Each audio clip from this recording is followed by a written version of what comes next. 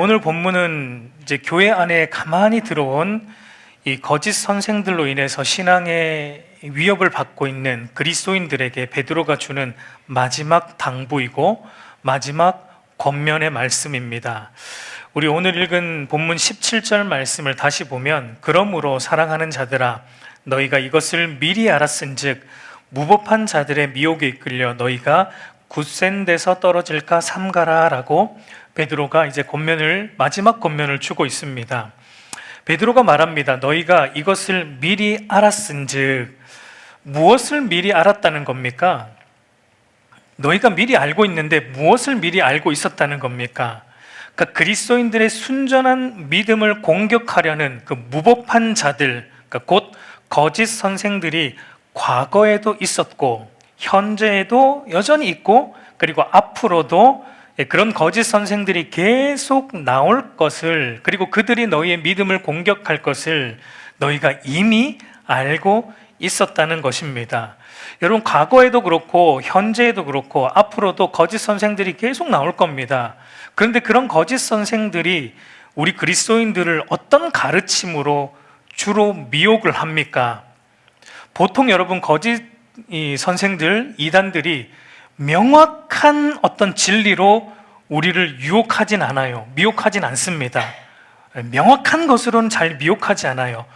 성경 말씀 중에 더러 이해하기 힘든 것, 그러니까 해석하기 쉽지 않은 것들을 가지고 그런 교리들을 임의로 자기들의 거짓 가르침에 맞추어서 임의로 해석함으로 자기들의 거짓 진리가 마치 성경 진리인 양 교묘하게 속이는 것을 우리가 보게 돼요. 오늘 우리 16절 말씀도 보면, 그래서 베드로가 이렇게 말하는데, 그 중에 알기 어려운 것이 더러 있으니 무식한 자들과 굳세지 못한 자들이 다른 성경과 같이 그것도 억지로 풀다가 스스로 멸망에 이르느니라 라고 말합니다. 그러니까 여러분, 성경 말씀 중에 우리가 사실은 좀 이해하기 쉽지 않은 그런 말씀들, 해석하기 난해한 말씀들이 있습니다. 근데 거짓 선생들이 바로 그런 말씀들을 가지고 우리 그리스도인들을 미혹하고 유혹한다라는 것을 말하고 있습니다. 그것이 정확하게 어떤 내용인지 오늘 본문은 명확하게 밝히고 있지는 않지만, 여러분, 거짓 선생들이 그리스도의 재림과 종말 그리고 심판에 대해 왜곡했죠. 특별히 이 베드로 후서의 문맥 안에서는 거짓 선생들이 무엇으로 성도들을 시험하고 무너뜨리려고 했냐면, 그리스도의 재림에 대한 것, 그리고 심판에 대한 것, 종말에 대한 것에 대해서 왜곡된 신앙으로 그리스도인들을 유혹했다라는 이 베드로 후서의 문맥 안에서 보면은, 오늘 본문이 말하는, 그러니까 그 중에 알기 어려운 것은 무슨 내용을 말합니까? 그러니까 베드로후서 문맥 안에서는 바로 그리스도의 재림에 대한 말씀, 그리고 최후 심판에 대한 말씀, 종말에 대한 이 성경 말씀, 이것이 사실은 우리가 이해하기도 쉽지 않고 해석하기도 어려운 난해한, 그리고 이런 것들을 거짓 선생들이 사용하여서 우리를 미혹한다라고 말하고 있습니다. 여러분, 그래서 베드로 당시에 거짓 선생들이 어떻게 그리스도인들을 미혹을 했습니까? 이 세상을 보라는 것이었죠. 현재 이 세상을 봐라. 오늘이 어제와 같고 또 내일은 아마 또 오늘과 같은 하루가 시작될 것이고, 그러니까 세상은 그대로 있다는 겁니다. 그러니까 그리스도의 재림과 심판은 없다. 그것은 바로 사도들이 너희들에게 두려움을 심어주고, 그래서 교회의 일을 부려먹으려고, 하나님을 믿게 만들려고, 하나님에게 두려움을 심어줘서 뭔가 옭아매려고 그런 교리, 그런 것들을, 거짓 교리를 만든 것이지 그리스도의 재림과 심판은 없다. 그러니까 두려워하지 말고 너희 마음이 이끄는 대로, 너희가 하고 싶은 대로 하면서 즐겁고 행복하게 살면 그것이 바로 하나님의 기뻐하시는 삶이다라는, 이런 식으로, 그러니까 여러분, 이게 인간의 타락한 본성에 딱 맞는 말씀이에요. 우리의 본성으로는 이게 굉장히 듣기 좋은 가르침입니다. 그러니까 우리가 듣기 좋은, 우리의 타락한 본성이 듣기 좋은 가르침으로 거짓 선생들이 그리스도인들의 믿음을 미혹했다라는 겁니다. 그래서 여러분, 베드로는 그리스도의 미래적 재림과 심판, 이것을 부인하는 거짓 선생들의 가르침을 계속 이 베드로후서에서 반박을 했어요. 그리고 또 마지막으로 한 번 더 이제 이렇게 반박을 합니다. 우리 오늘 본문 15절 말씀 우리 한번 같이 읽어보겠습니다. 또 우리 주의 오래 참으심이 우리가 사랑하는 형제 바울도 그 받은 지혜대로 너희에게 이같이 썼고라고 말합니다. 여러분, 사실 지금이라도 당장 하나님께서 이 세상을 심판하셔도 무방합니다. 그 정도로 이 세상은 지금 죄악으로 관영해 있어요. 지금 오늘 심판하셔도 무방해요. 그럼에도 하나님께서 심판을 늦추고 계시고 주님께서 더디 오고 계신 이유가 무엇입니까?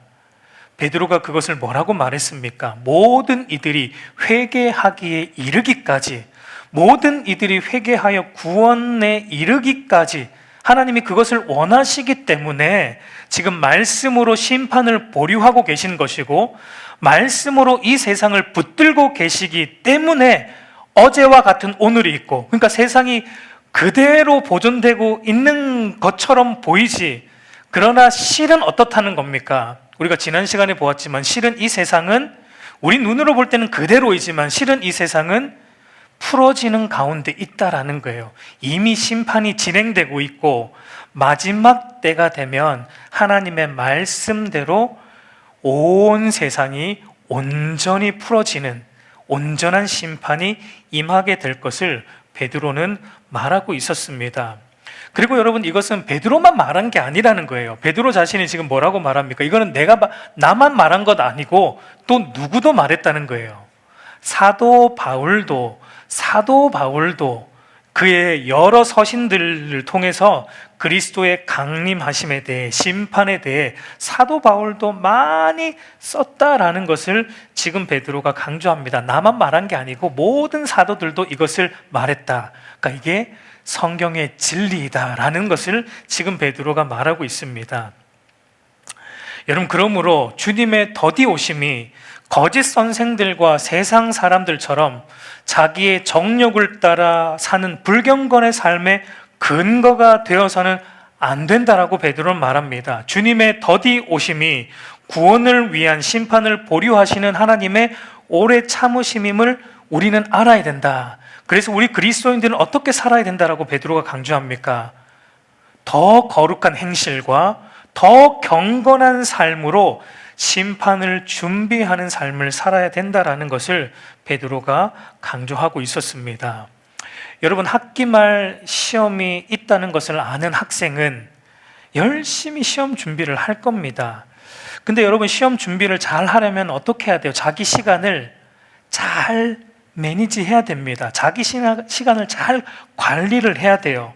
여러분, 놀 거 다 놀고 쉴 거 다 쉬고 할 거 다 하면서 시험을 잘 보겠다는 생각은 어리석은 생각입니다.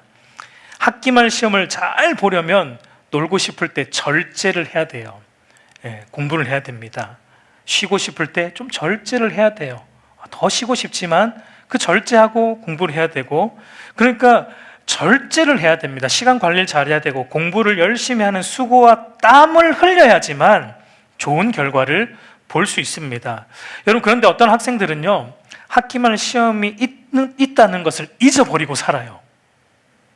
정확하게 말하면 시험이 있는 거 압니다. 그거 모르진 않겠죠. 학기 말에 시험이 있다는 걸 압니다. 그런데 시험 준비하는 시간이 힘들어요. 그게 싫습니다. 그래서 어떻게 하냐면 스스로 그 시험이 있다는 걸 잊어버리려고 노력합니다. 시험이 있다는 사실을 스스로 잊으려고 더 놉니다. 놀면 데 정신 빠지니까 시험이 있는 걸 잊어버리거든요. 시험이 있다는 사실을 잊어버리려고 공부 안 하고 다른 데 더 시간을 많이 허비합니다. 그런데 여러분, 결국은 어떻게 됩니까? 학기말 시험이 다가옵니다. 그리고 그 학생은 좌절을 맛보게 됩니다. 여러분, 마찬가지예요. 이것이 우리 인생이라는 건데요, 그리스도의 재림과 최후 심판은 반드시 옵니다. 반드시 와요. 그리고 모든 인간들은 그 사실에 대해 어느 정도 인지하고 있습니다. 왜냐하면 모든 인간은 하나님의 형상으로 창조되었고, 비록 죄로 인해 하나님의 형상이 일그러졌고, 그럼에도 우리 인간 안에 하나님의 형상을 반영하는 양심, 이 양심이라는 것이 있기 때문에 그 양심이 우리에게 스스로 하나님과 심판에 대해 우리의 양심이 호소하고 있습니다. 그래서 여러분, 베드로도 이렇게 말했습니다. 베드로서 3장 5절을 보면 우리 한번 같이 읽겠습니다. 이는 하늘이 옛적부터 있는 것과 땅이 물에서 나와 물로 성립된 것도 하나님의 말씀으로 된 것을 그들이 일부러 잊으려 함이로다 라고 말합니다. 그러니까 여러분, 양심이 있는 인간이라면 비록 죄로 인해 우리의 양심이 손상이 되었지만, 하나님의 형상이 일그러졌지만, 그러나 하나님께서 말씀으로 천지를 창조하신 이 사실에 대해 정말 모르는 게 아니에요. 양심의 소리를 일부러 듣지 않는 겁니다. 일부러 자신의 양심의 소리를 잊으려고 계속 스스로 부정하는 것 뿐이라는 거예요. 마치 학기말 시험이 있다는 걸 알면서도 일부러 잊으려고 노는 학생처럼 우리 인간은 자신의 양심이 하나님에 대해서, 심판에 대해서 호소하지만, 그러나 그거 잊으려고 점점 어떻게 삽니까? 더 하나님의 뜻대로 살지 않고 자기의 정욕대로 놉니다. 자기의 정욕대로 더 자신의 삶을 몰아갑니다. 하나님이 말씀하는 거룩한 행실과 경건으로 살지 않고 도리어 자신의 정욕으로 더 살아감으로, 몰아감으로 일부러 하나님을 잊으려고 합니다. 일부러 심판을 잊으려고 하는 것과 같다라는 거예요.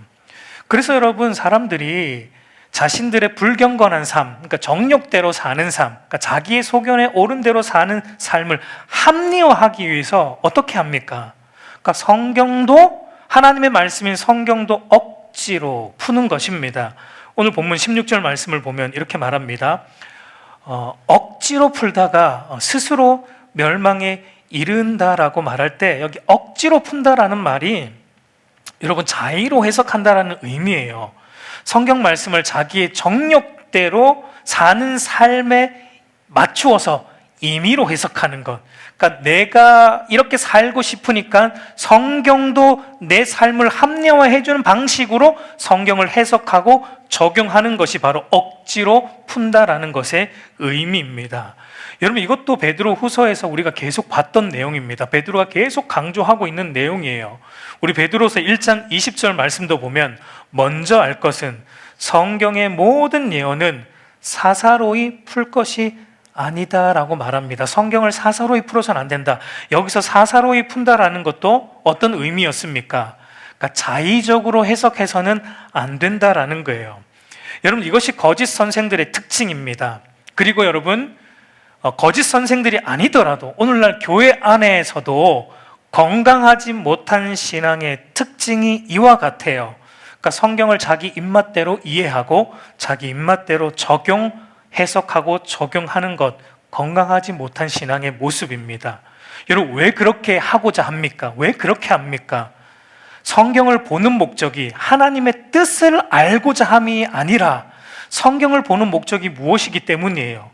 내 이익을 채우기 위함으로 성경을 보기 때문에 그렇습니다. 달리 말해서 신앙생활하는 목적이 나를 창조하신 나의 주권자이신 하나님의 뜻과 하나님의 영광을 위해 살기 위함이 아니라, 신앙생활하는 목적도 내가 주인 되어서 내 이익과 내 영광을 추구하기 위함이기 때문에 성경도 내 중심으로 보는 것입니다. 여러분, 그래서 오늘날 많은 그리스도인들이 하나님을 믿기는 믿어요. 왜냐하면 교회 안에 있으니까 하나님을 믿는다고 말은 하는데, 그런데 가만히 보면은 성경이 말하는 하나님을 믿는 건 아니에요.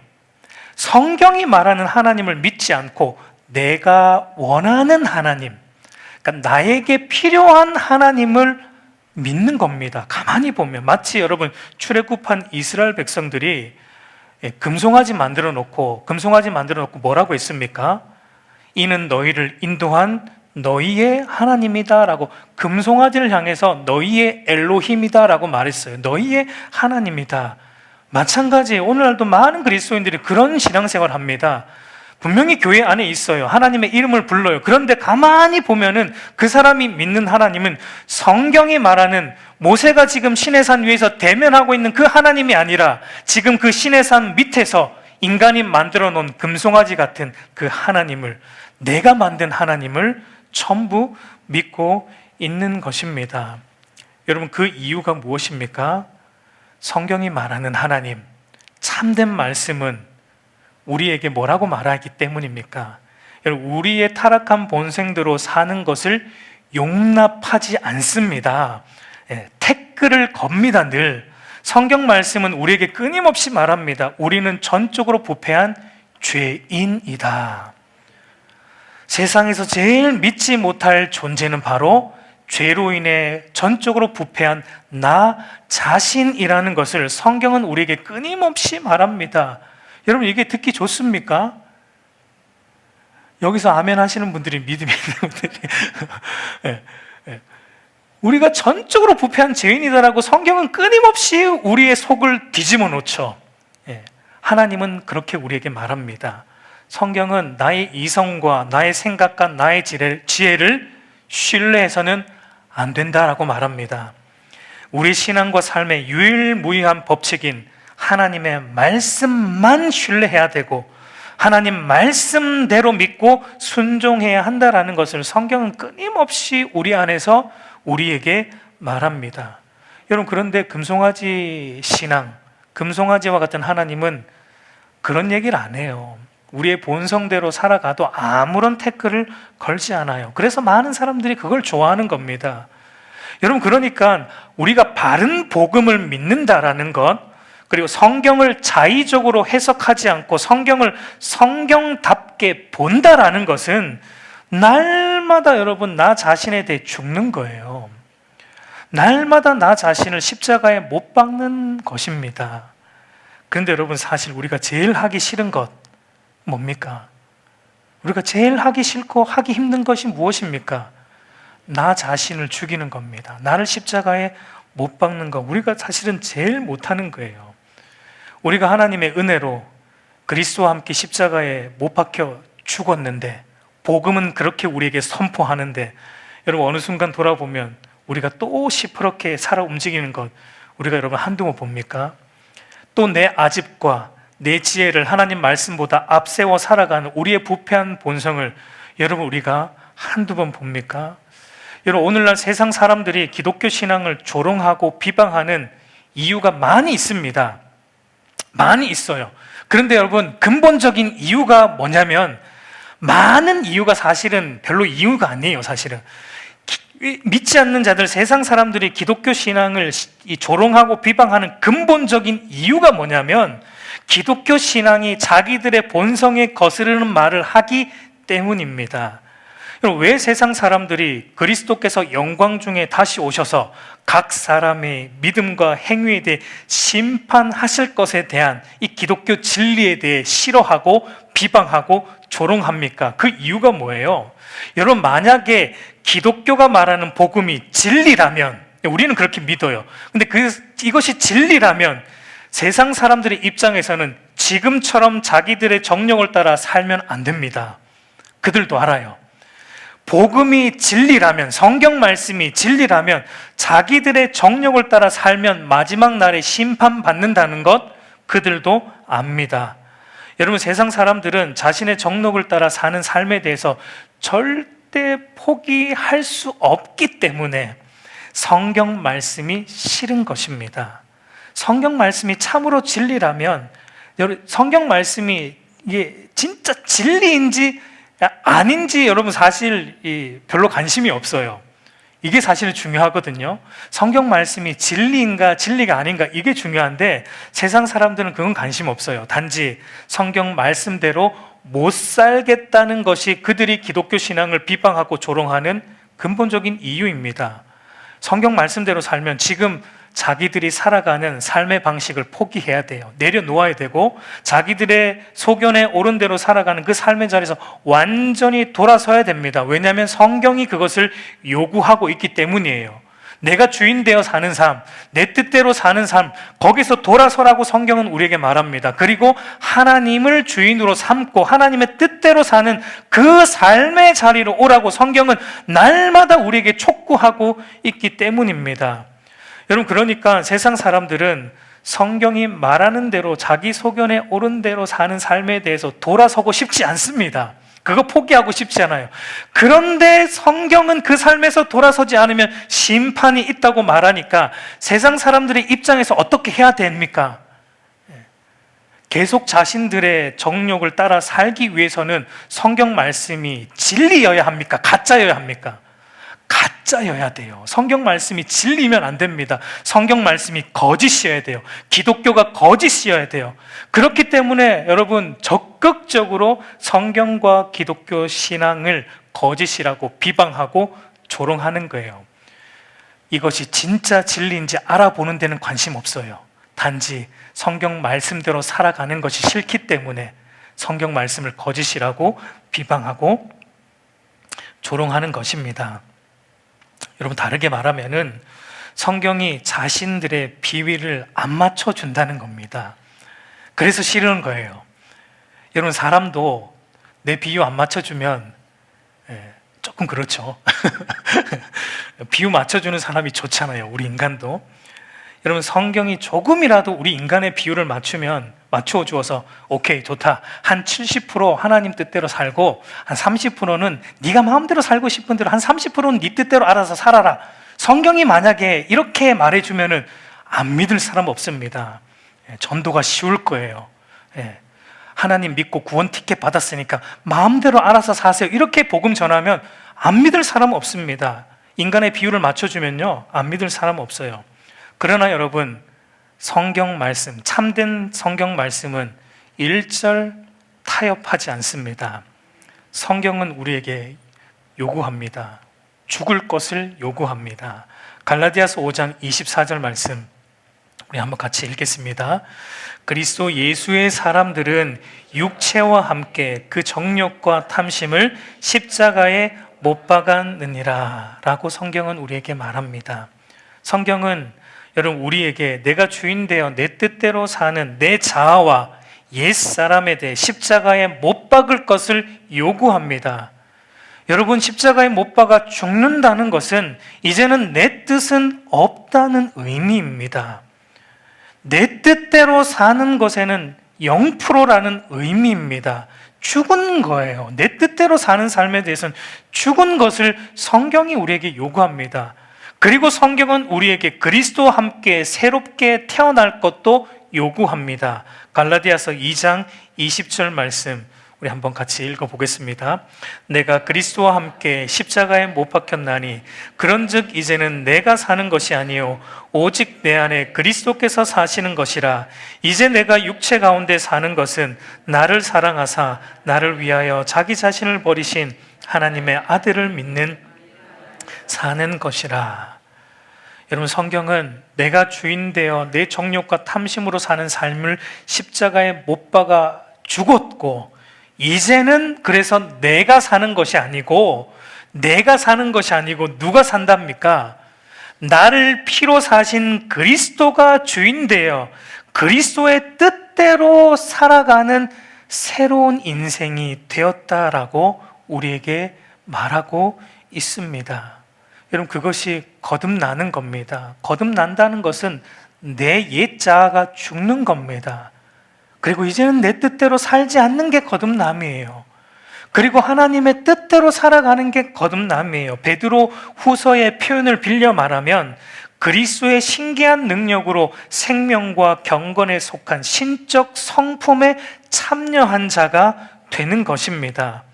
여러분, 그러니까 우리가 성경을 성경답게 보면, 성경을 억지로 풀지 않고 성경답게 풀면 우리는 날마다 우리의 죄악된 본성으로 인해 여러분 애통하는 것이 마땅합니다. 하나님 앞에 상한 마음으로 날마다 엎드려 회개하는 삶을 살아가야 하는 것이 여러분 마땅한 거예요. 그런데 여러분, 오늘 우리의 모습은 어떠합니까? 하나님 말씀 앞에 날마다 엎드려 나의 아집과 나의 교만을 십자가에 못 박아 죽이고 있습니까?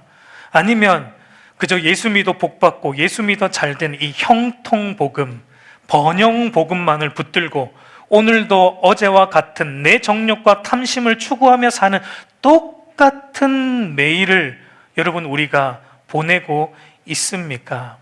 여러분, 만약 후자라면 지금 저와 여러분 안에는 거짓 선생이 침투해 들어온 것입니다.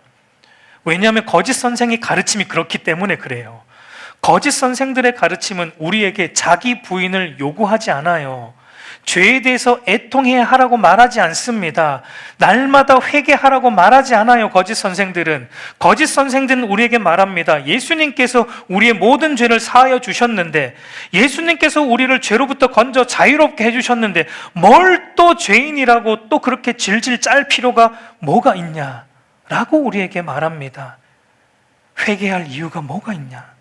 예수 믿고 구원받은 목적은 이제 내가 추구하는 것 얻으며 행복하게 사는 것이니 내가 하고 싶은 대로 살면, 네 행복을 위해 살면 그것이 바로 구원받은 모습이다라고 거짓 선생들은 말합니다. 여러분, 이것이 바로 금송아지 신앙입니다.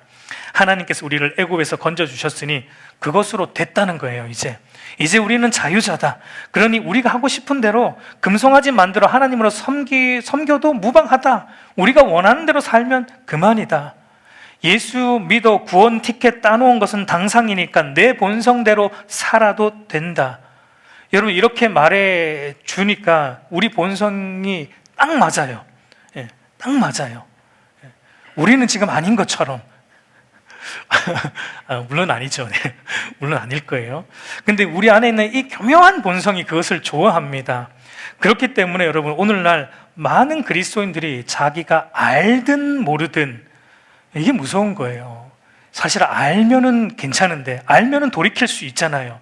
근데 자기도 모르게 이런 거짓된 복음, 쉬운 복음, 형통 복음에 미혹되어서 바른 복음, 참된 복음에서 떨어져 있는 경우가 오늘날 교회 안에도 비일비재하게 일어나고 있다라는 것입니다.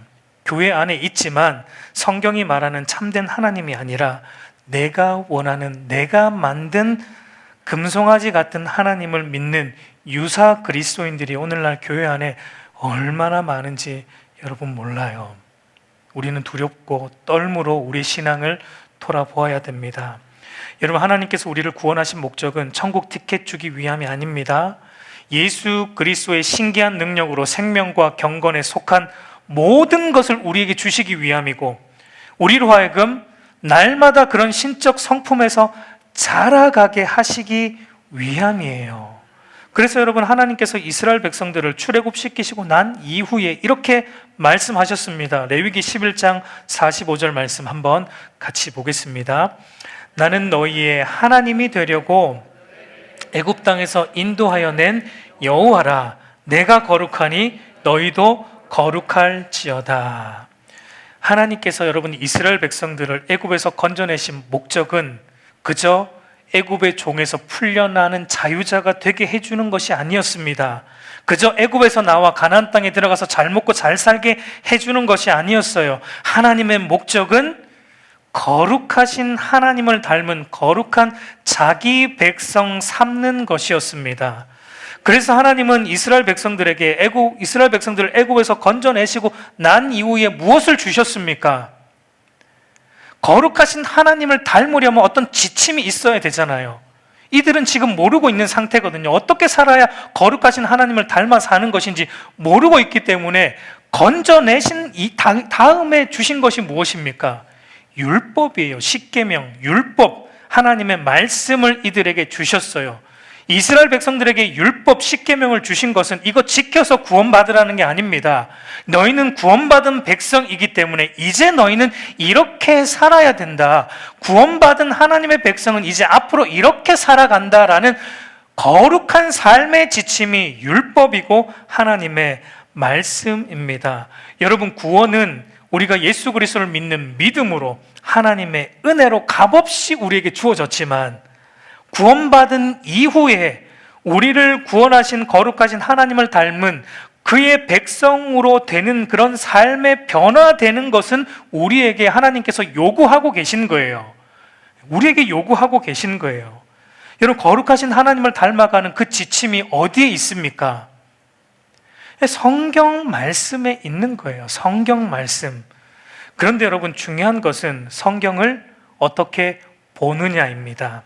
성경을 성경답게 바르게 보면 우리는 성경이 말하는 참된 하나님을 닮아가는 참된 경건에 이르게 될 것이지만, 성경을 내 정욕이 이끄는 대로 임의로 바라보고 해석하면서 내 입맛대로 성경을 읽고 적용하며 살면은 참된 하나님이 아니라 금송아지 같은 하나님을 닮아가는 거짓된 경건에 이르게 된다라는 것을 베드로는 경고하고 있어요.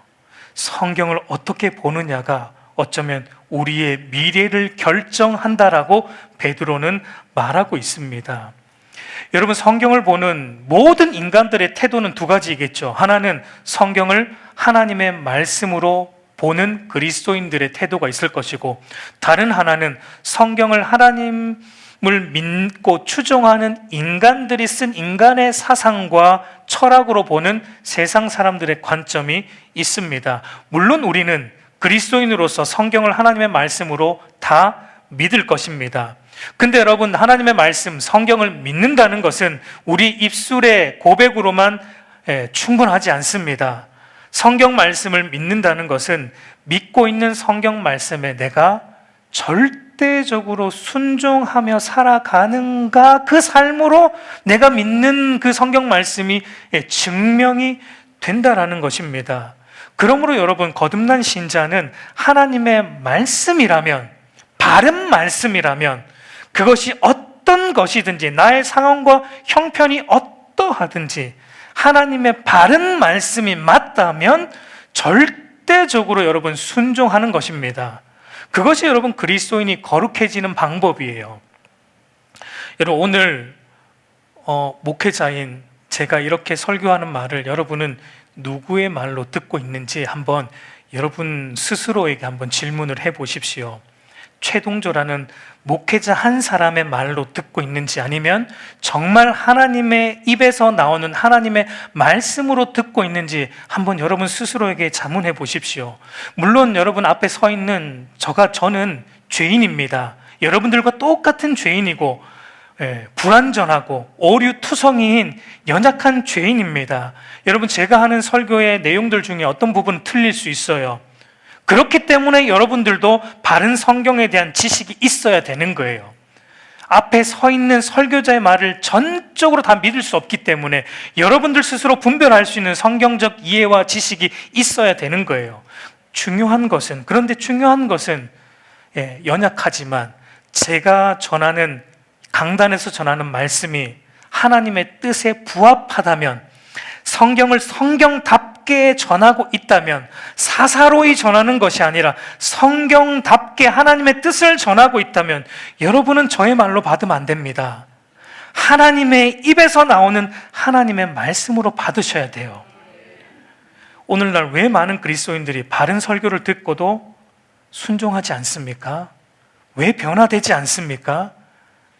말씀은 사람의 심령을 찔러 쪼갠다라고 했습니다. 하나님의 말씀은 그 사람의 부패한 심령을 찔러 쪼개고 그 사람을 변화시킨다라고 했는데, 왜 하나님의 말씀을 듣고도 오늘날 그리스도인들이 변화되지 않습니까? 왜 순종하지 않습니까? 두 가지 중에 하나예요. 거듭나지 않았거나, 아니면 앞에서 강단에서 설교하는 설교자의 말을 사람의 말로 듣는 거예요. 목사가 성경을 해석하는 정도로만 듣는 겁니다. 하나님의 입으로 나오는 하나님의 음성으로는, 머리로는 인지하는데 실질적으로는 그렇게 받아들이지 않기 때문에 순종하지 않는 것이고 변화되지 않는 거예요. 여러분, 오늘 사도 베드로가 말하듯이 여러분, 성경은 사람의 뜻으로 낸 것이 아니에요. 오직 성령의 감동하심을 받은 사람들이 하나님께 받아낸 하나님의 말씀입니다. 여러분, 그러므로 성경 말씀을 사사로이 전해지는 것이 아니라 성경답게 전해지면, 비록 목회자라는 사람을 거쳐서 선포되었다 할지라도 여러분, 그것을 사람의 말로 받으시면 안 됩니다. 하나님의 말씀으로 듣고 그 말씀 앞에 여러분들이 엎드려 순종해야 돼요.